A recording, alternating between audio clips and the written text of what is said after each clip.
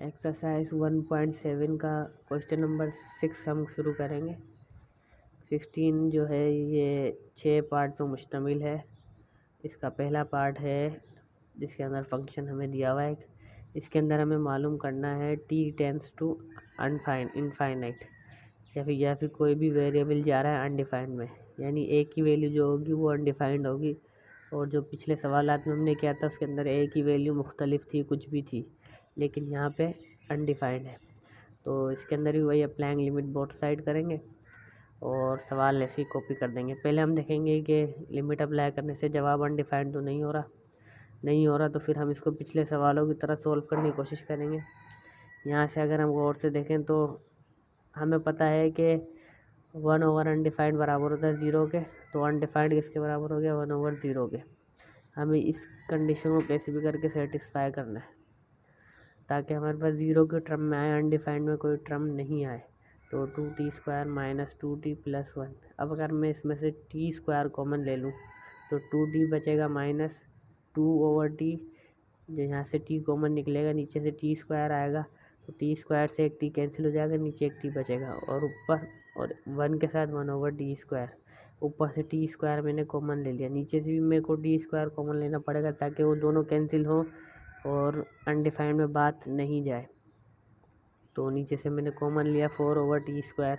इस t² से ये t² कैंसिल, और बाकी जब मैं फिर अगले स्टेप में लिमिट अप्लाई करूँगा तो 2/अनडिफाइंड, 1/अनडिफाइंड², 4/अनडिफाइंड², ये सब जो है ये सारी 0 हो जाएंगी। तो 2 हमारे पास इसका जवाब आ जाएगा। अब इसका क्वेश्चन नंबर 7 हम देख लेते हैं। 6 का पार्ट 2 है। ये भी एक फंक्शन दिया हुआ है, इसके अंदर भी t टेंड्स टू अनडिफाइंड जा रहा है। तो t² + 4 + 1 होल पावर 1/3। तो वही अप्लाइंग लिमिट बोथ साइड करेंगे। इसके अंदर भी हमें ऐसा ही कुछ करना है, t² हमें कॉमन निकालना है, या अगर जितनी पावर ज़्यादा होगी वो उतनी ज़्यादा पावर कॉमन निकालनी है। अब अगर मैं यहाँ से अगर आप देखें t² में ऊपर से कॉमन निकालूँ तो मेरे पास जो अगले स्टेप में बचेगा √t² × √1 + 4/t²। ये टर्म बचेगी, तो इस t² से इसका रूट कैंसिल हो जाएगा, बाहर t आ जाएगा जो कि यहाँ पे दिखाया हुआ है। इस t से t कैंसिल। अब नीचे भी कुछ ऐसा ही करना पड़ेगा क्योंकि ऊपर अगर t की टर्म बचती है तो नीचे भी हमें t की टर्म चाहिए होगी ताकि एक दूसरे से कैंसिल हो जाए। तो नीचे भी हमने यही किया। यहाँ पे t जो था वो उसका इंडेक्स 3 था, यानी ये इस शक्ल में था 3t³ + 1। अब मैं यहाँ से t³ कॉमन ले लूँ तो मेरे पास आ जाएगा t³ × √1 + 1/t³। ये कुछ ये इससे ये पूरा कैंसिल हो जाएगा, t मेरे पास नीचे आ जाएगा। तो इसी तरह ये स्टेप हुआ है पूरा। इस चीज़ से ये t कैंसिल। अब मैं इसके ऊपर लिमिट अप्लाई कर सकता हूँ क्योंकि फैक्टर जो है वो 0 हो जाएगा। तो हमारे पास √1/1 हो जाएगा जो कि 1 के बराबर होता है। ये हो गया पार्ट 2। अब इसका पार्ट 3 देख लेते हैं। इसके अंदर भी फंक्शन एक दिया हुआ है हमें। अब ऊपर से अगर मैं t कॉमन लेऊँ तो वो जो t² कॉमन निकलेगा वो रूट से कैंसिल हो जाएगा, और नीचे का t मैंने कॉमन लिया 1/t। वो जो कॉमन निकला t वो नीचे वाले t से कैंसिल, फिर हम लिमिट अप्लाई कर देंगे, ये भी हो जाएगा। क्वेश्चन नंबर 4 देख लेते हैं, या पार्ट 4 क्वेश्चन नंबर 6 का। ये थोड़ा मुख्तलिफ है। इसके अंदर रूट की टर्म आ रही है तो हमें रूट को कैंसिल करने के लिए उसके कॉन्जुगेट से मल्टीप्लाई डिवाइड कराना पड़ेगा, जो कि मैंने इस स्टेप में कराया है। तो ये a - b × a + b का फार्मूला खुलेगा, तो a² - b²। t² से माइनस का t² कैंसिल, ऊपर मेरे पास आ रहा है t + 1, नीचे मेरे पास ये टर्म ऐसी ही रही। फिर इसके बाद अगर मैं नीचे से देखूँ, यहाँ से अगर मैं t कॉमन लूँ इसमें से, तो मेरे पास बच जाएगा, इस t से ये रूट कैंसिल हो जाएगा, और जो मेरे पास बचेगा t × √1 + 1/t² + t whole upon में, यहाँ से मैं t कॉमन ले रहा हूँ 1 + 1/t। ठीक है। अब मुझे नीचे से भी t कॉमन निकलता हुआ नज़र आ रहा है, यहाँ से अगर मैं टी कॉमन ले लूँ तो ये पूरा फैक्टर +1 आ जाएगा और ये वाला टी जो है वो कैंसिल हो जाएगा, जो कि इस स्टेप में मैंने दिखाया हुआ है। इस स्टेप को गौर से देखेंगे तो आपको समझ में आ जाएगा। फिर मैं लिमिट अप्लाई करूँगा।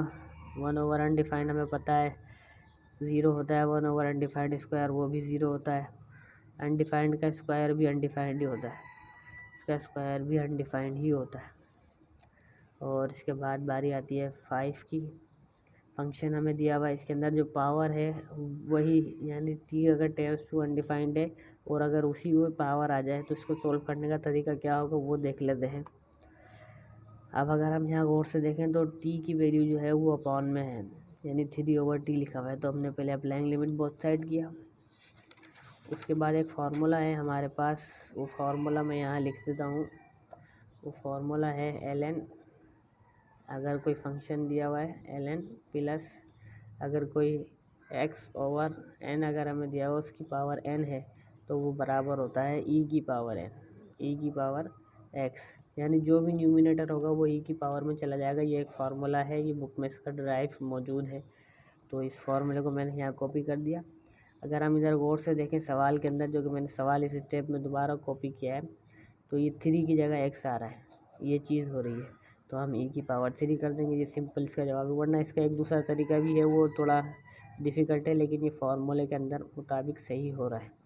अब इसके बाद इसका छठा पार्ट देख लेते हैं। हमारे पास छठा में फंक्शन दिया हुआ है t/1 + t whole power t। अब इसके अंदर तो ऐसी कोई कंडीशन है ही नहीं कि हम इसको सोल्व करें, तो हमें इसको बनाना पड़ेगा ऐसे।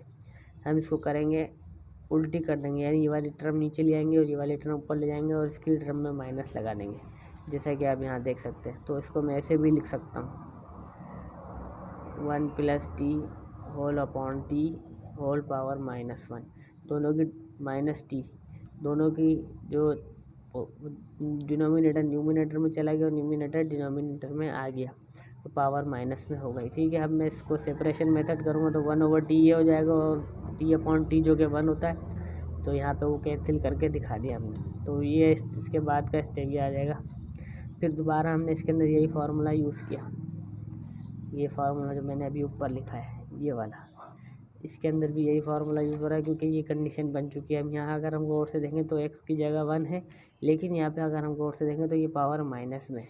तो इस माइनस को बैलेंस करने के लिए हमने उस जो फार्मूला था, जो कि यहाँ पे 3 आ रहा था, इस 3 को, इस माइनस को बैलेंस करने के लिए पावर जो है इसको बैलेंस करने के लिए हमने यहाँ पे माइनस दिया। ठीक है, ये इसका फार्मूला के तौर पे हो जाएगा जवाब, वरना इसका एक दूसरा तरीका और भी है, वो अगर हम बाद में भी कर लेंगे। इसका 7वां पार्ट है, फंक्शन हमें दिया हुआ है ln 1 + e की पावर -t और होल ओवर 1/d। अब ये जो t है ये ln फंक्शन का पार्ट नहीं है, ये अलग से इससे डिवाइड हो रहा है। तो हम अप्लाइंग लिमिट बोथ साइड करेंगे। अगर हम देखें, अगर मैं लिमिट अप्लाई कर दूँ तो ये 1/t हो जाएगा, जो कि 0 के बराबर होता है, यानी 1 ओवर अनडिफाइंड जो होगा वो 0 के बराबर होगा। तो मैं इस अगले स्टेप में लिमिट पुट कर दूंगा, और e की पावर t थी तो e की पावर माइनस अनडिफाइंड आ जाएगी, 0 से किसी भी चीज़ को मल्टीप्लाई करेंगे वो 0 हो जाती है। ये हो जाएगा हमारा क्वेश्चन नंबर 6।